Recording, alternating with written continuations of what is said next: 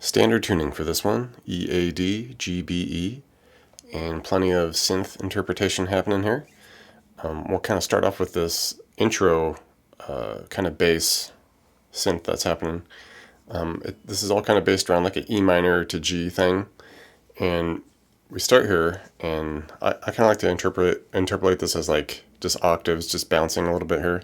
Start with like a couple just open E's, all right, and then we just cut, do one more open, hit the octave at the 2D, back to the open E, all right, and then just repeat that like 3 times, and maybe just one more at the very end before we repeat it. And in the intro, it just repeats in that E position a few times.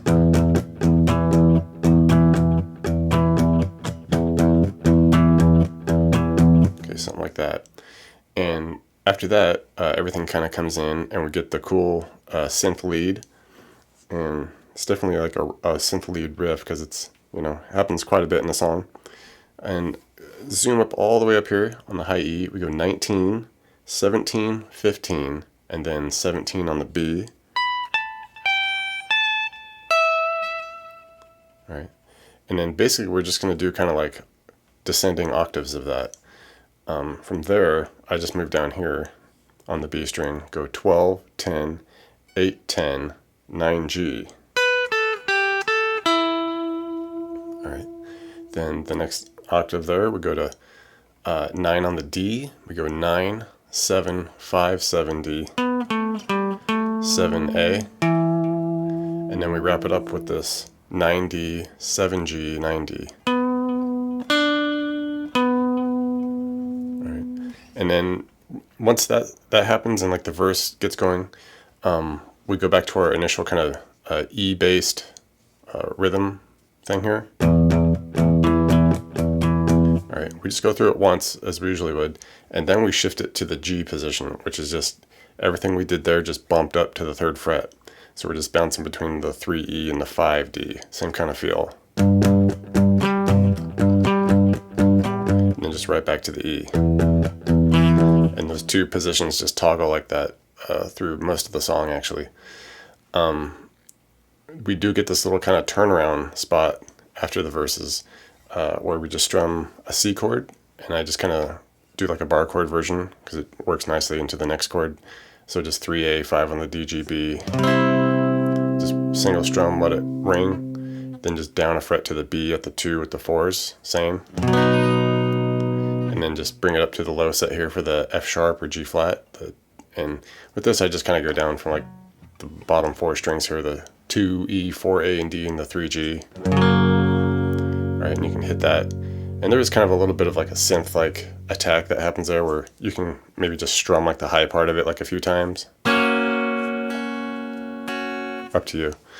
And other than that, we do get actual recorded guitar that comes in and does a real subtle thing during like the 2nd verse and, you know, remaining parts of the song where it's just hanging out in like this E minor kind of look, like up here at the 12s, and then you want to hit those 12s on the B and G, just kind of hit them, cut them, and then hit the E note at the 14D.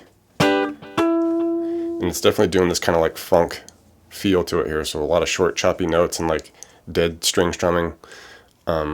So like after you do that, you could do like a couple just dead strings, hit the 12s, dead strings, couple 12s, something like that. Cut it, a couple more, and then you can just repeat that little section a handful of times. And then every so often we get this really high 12s here on the B and E, and they just kind of wail away like alternated, you know, like eighth notes here, something like that. All right, and you can just play around with it, improv on that position a little bit. It's up to you. Other than that, there is a real subtle kind of lead thing that happens later, and it's not much. It's just kind of like some bending notes. Kind of start here at the B14, where we do like a pre-bent one.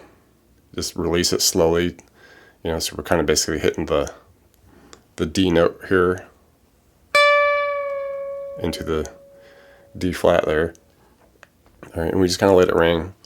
You know, some delay and reverb sound good there. Then maybe back slowly bend it back up, something like that.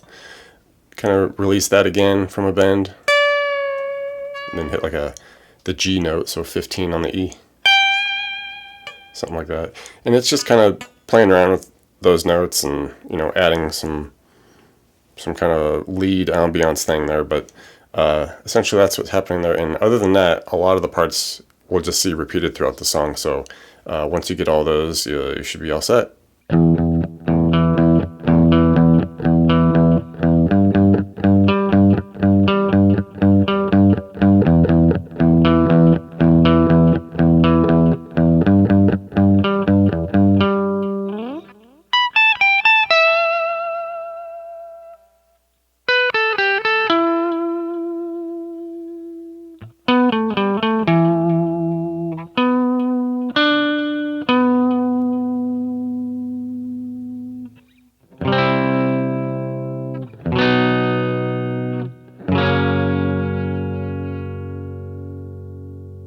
Thanks for checking out the video, everybody.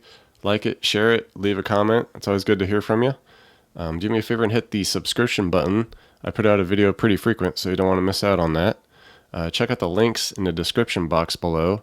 I have really cool links for tablature books, all the gear I use, t-shirts, fun stuff like that. So thank you very much, and we'll see you next time.